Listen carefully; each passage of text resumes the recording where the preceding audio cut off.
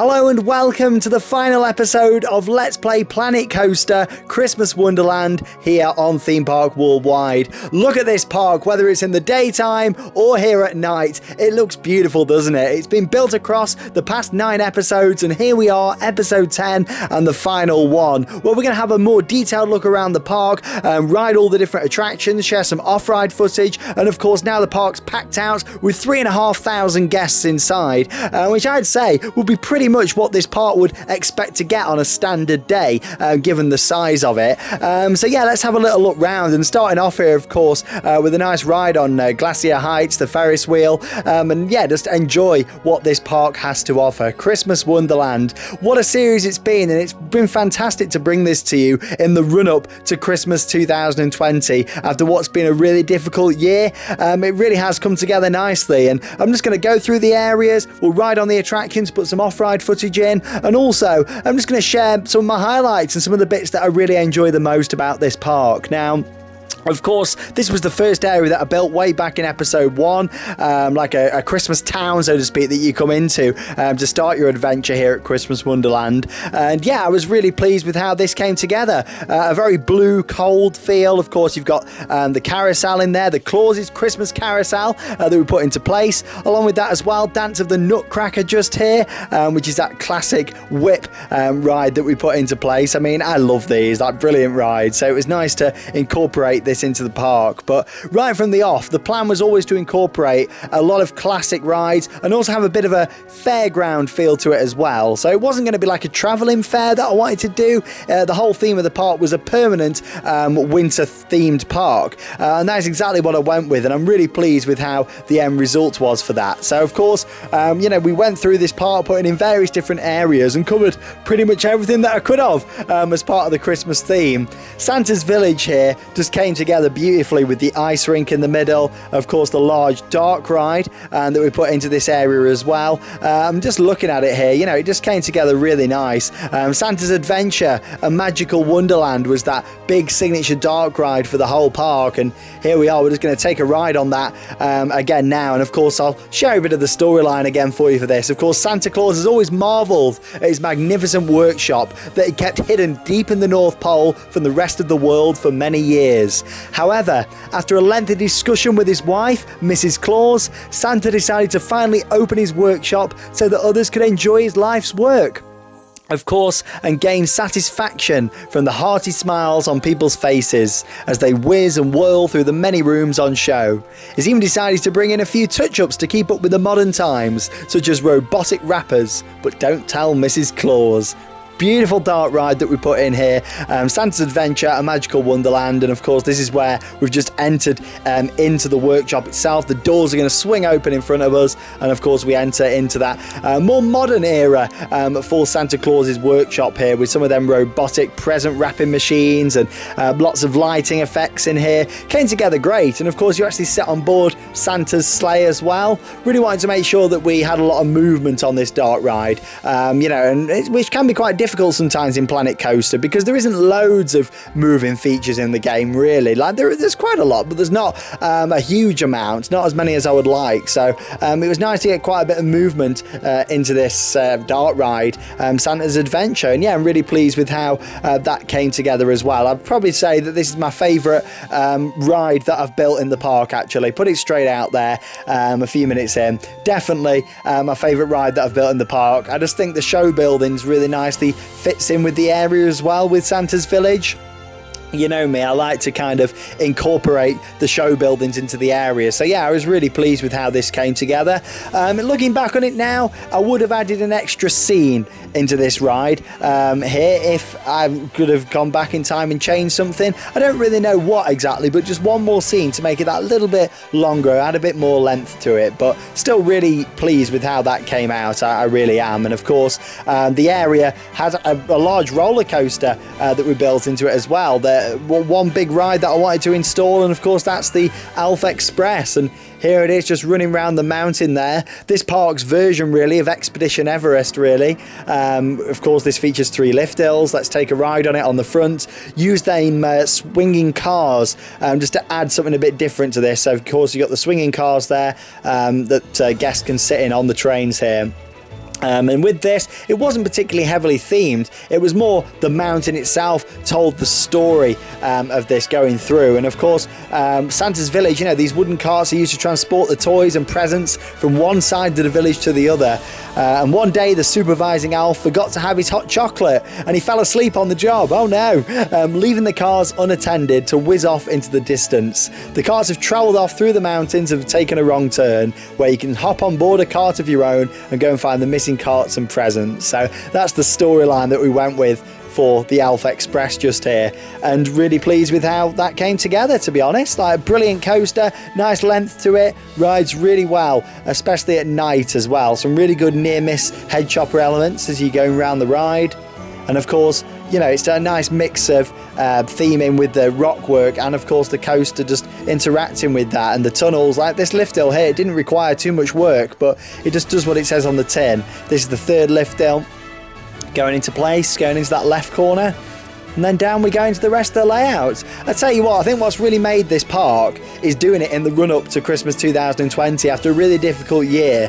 Putting the Christmas music in the background, once again, thanks to Imascore's Christmas album. Absolutely wonderful, definitely recommend buying it. I bought it a few years ago, really good album. And you've heard all them tracks throughout this series in the background, so thanks to Imascore for that. They produce some beautiful music, theme park music, but not just for theme parks in general. They do some really good music, so yeah, it's definitely worth having a listen and buying some of their stuff because it's absolutely incredible. But yeah, just creating a bit of atmosphere in the run to Christmas this year, when normally the channel will be packed full of Christmas vlogs.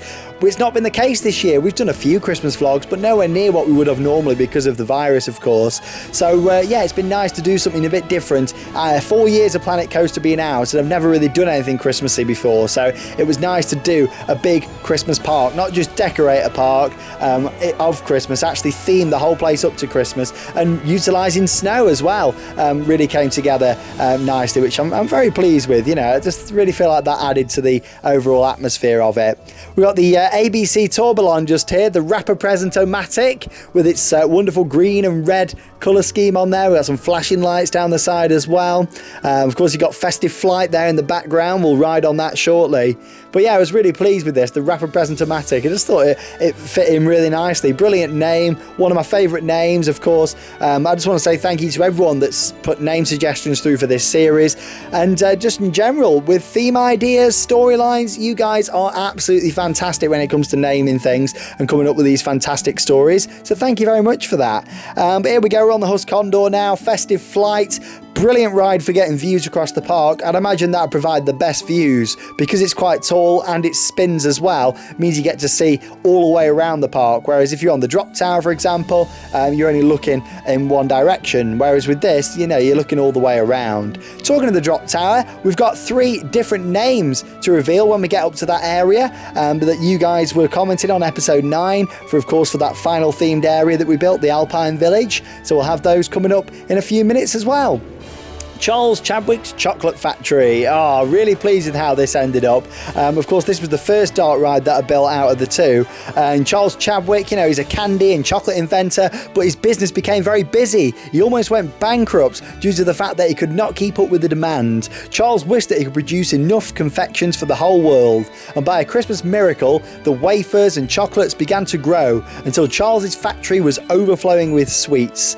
So then he rushed to blow out the candies, and of course, they grew minute by minute. You can fly through the towering piles of chocolate fingers, wafers and truffles in Charles Chadwick's Chocolate Chase. Absolutely brilliant. Really pleased with this. Look at the chocolate fingers. Oh, I love them. I've had quite a few of those over Christmas. What have you had chocolate and sweet-wise over Christmas? Let us know. Comment down below.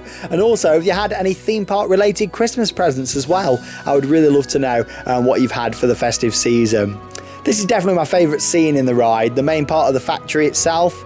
Bit of an industrial feel going on, but also a bit of a Willy Wonka, Charlie and the Chocolate Factory style vibe going on in here with so much happening. The big candy canes, of course all the wheels turning, large chocolates and sweets absolutely everywhere.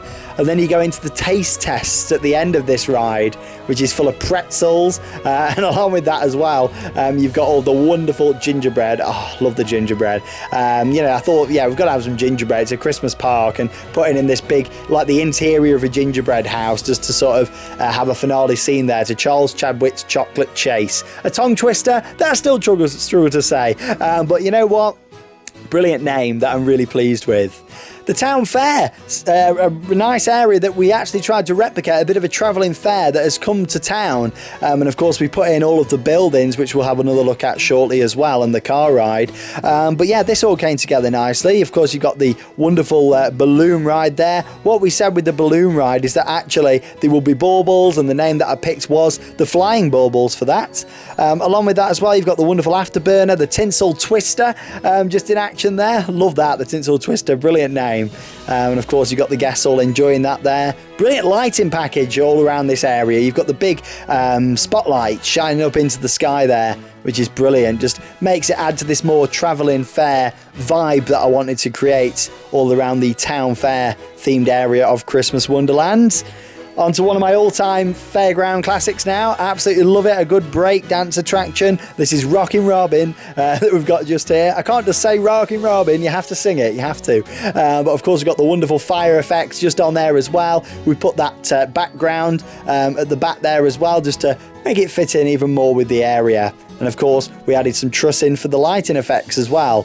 And that was also the same here as well for the twister that we put into place just here as well, that I'm really pleased with, and exactly how that came together as well, which is great. Another fantastic ride that we, of course, added into the park just there. And of course, that is Reindeer Run. As we can see here then, a nice overview of the area, of course the town itself as part of the town fair area.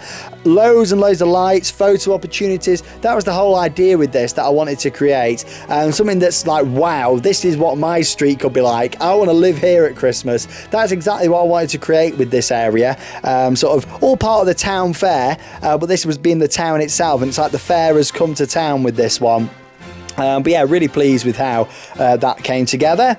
Driving home for Christmas now, the attraction that I named, and also a lot of people did suggest throughout that I did a car ride named that, but ever since episode 1 it was my intention. In fact, I was going to build it, fun little fact for you, way back in episode 1. That is when I was going to put in Driving Home for Christmas, but then I thought, no, that's another area waiting to be built later on. Let's save it and put it in then. So, and that is exactly what I did with that one. So yeah, really pleased with the decision that I made, because it was a lot bigger attraction than I originally intended, and it came together really well, and it let me build this beautiful area, the town fair. Right then, so we're taking our ride now on Merry Flights, which is the chairlift, and that's going to take us right over to the other end of the park, and the newest themed area that I've put in, of course, the Alpine Village. And we've got to name the 3 attractions that we've got up there as well. So of course, Merry Flights is already named here, being the chairlift, and then we've got the 3 new rides up there to name, and we'll be doing that shortly. First though, just thought we'd have a nice relaxing ride up there on the chairlift, because you get some fantastic views across the park, don't you? Especially all of the town fair area. You look off to the left, you can see Candy Cane Lane, Charles Chadwick's Chocolate Factory. You can see all of that together. Just beautiful views, aren't they, looking over the water there, which is fantastic. And of course, it takes us now over through the mountains, the snowy mountains, into this wonderful ski resort, the Alpine Village. And yes, I'm very pleased with exactly how this area has come together, because at first, I wasn't 100% sure on how I was going to exactly put this together, but you know what, I'm really pleased with how it's all ended up. So let's step down now from the chairlift attraction and go and have a little look at the different rides. So we've got the Drop and Shot Tower just here.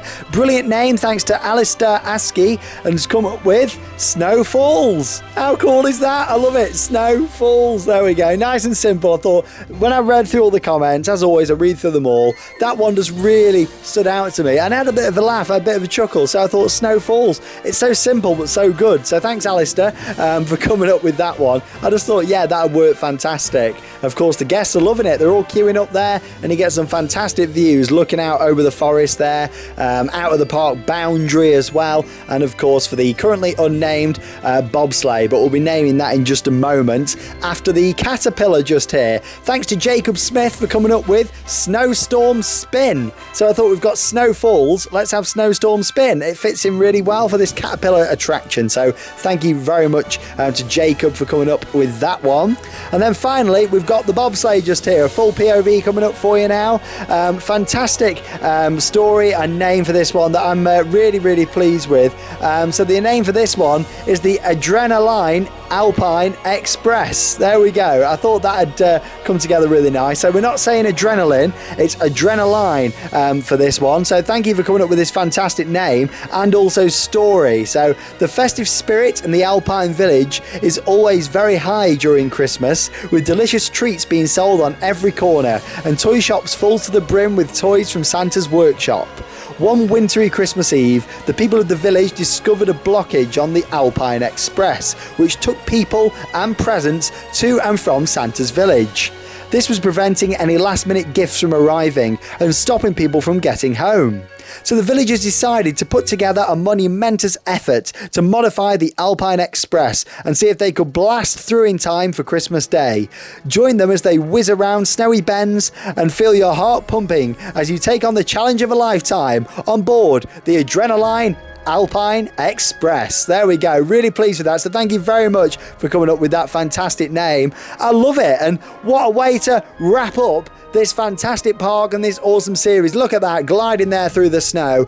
I am really pleased with exactly how this has come together, honestly. I really didn't know at first how this park was going to go. Like I said, I'm not really used to building things in the snow, even when going back to some of the other theme park games, Roller Coaster Tycoon 3, Roller Coaster Tycoon 2, you know, I never used to use the snowy terrain much at all. I didn't really like building on snow.